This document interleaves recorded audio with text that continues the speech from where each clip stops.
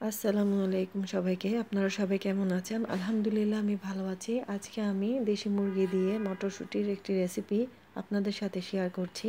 তো রেসিপিটি যদি ভালো লেগে থাকে আমার চ্যানেলটিকে সাবস্ক্রাইব করে আমার পাশে থাকবেন এবং লাইক, কমেন্ট, শেয়ার করে দিবেন। চলুন দেখতে থাকুন আমার এই ভিডিওটি। এখানে আমি একটি দেশি মুরগি পরিষ্কার করে কেটে ধুয়ে নিয়েছি, দেখতেই পাচ্ছেন। এরপর আমি মটরশুঁটিগুলো পরিষ্কারভাবে ধুয়ে নিয়েছি একটি বলে। এখন আমি একটি কড়াইতে পেঁয়াজের বেরেস্তা তৈরি করেছি। পেঁয়াজকে লাল লাল করে ভেজে নিয়েছিলাম। আর 1 টেবিল চামচ পরিমাণ দিয়ে দিয়েছি আদা রসুনের পেস্ট। 1 টেবিল চামচ পরিমাণই ছিল আমার এখানে।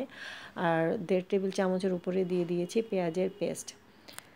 এরপর আমি এগুলোকে ভালোভাবে ভেজে নিচ্ছি। যত ভাজবেন ততই খেতে এটি অসাধারণ লাগবে, খেতে ভালো লাগবে, মজা হবে খাবারটি। আর আমি স্বাদমতো লবণ দিয়ে দিয়েছি। এখন আমি ভালোভাবে কষিয়ে নিয়েছি। নেওয়ার পরে আমি তেজপাতা, এলাচ, দারচিনি দিয়ে দিয়েছি এবং সবুজ এলাচ দিয়ে দিয়েছি এবং একটি কালো এলাচ দিয়ে দিয়েছি, একটি স্টার দিয়ে দিয়েছি। এখন আমি টমেটো আর কাঁচামরিচ দিয়ে ভালোভাবে কষিয়ে নিচ্ছি। নেওয়ার পরে আমি এখানে হলুদ গুঁড়ো, জিরে গুঁড়ো, ধনে গুঁড়ো এবং লাল মরিচ গুঁড়ো আমি আমার পরিমাণ মতো দিয়ে দিয়েছি। 1.5 চা চামচ করে দিয়ে দিয়েছিলাম। এখন আমি ভালোভাবে কষিয়ে নিচ্ছি।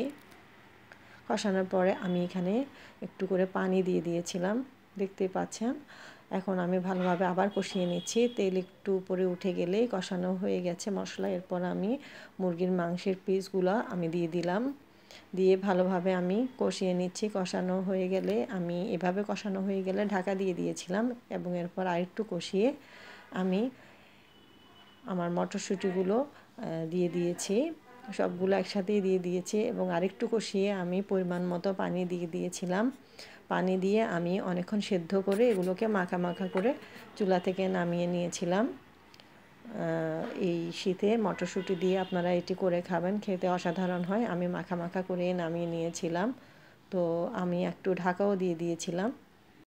এখন আমার মটরশুঁটি দিয়ে দেশি মুরগির মাংস রান্না হয়ে গেছে, দেখতেই পাচ্ছেন। তো আল্লাহ হাফেজ, ভালো থাকবেন সবাই, আমার জন্য দোয়া করবেন।